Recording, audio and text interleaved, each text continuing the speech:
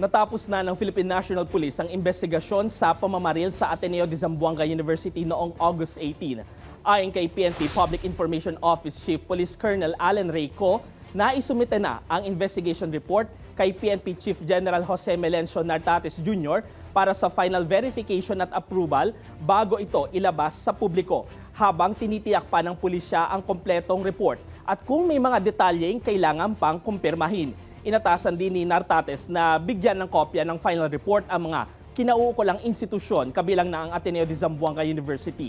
Matatanda ang 2 estudyante ang nasawi sa shooting sa junior high school campus, kabilang ang grade 8 student na tinukoy na gumawa ng atake.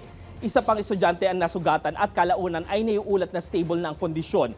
Nauna nang sinabi ng mga otoridad na 2 baril ang dinala ng estudyante sa campus, habang inilagay sa preventive suspension at inalis muna sa pwesto ang ama habang isinasagawa ang investigasyon.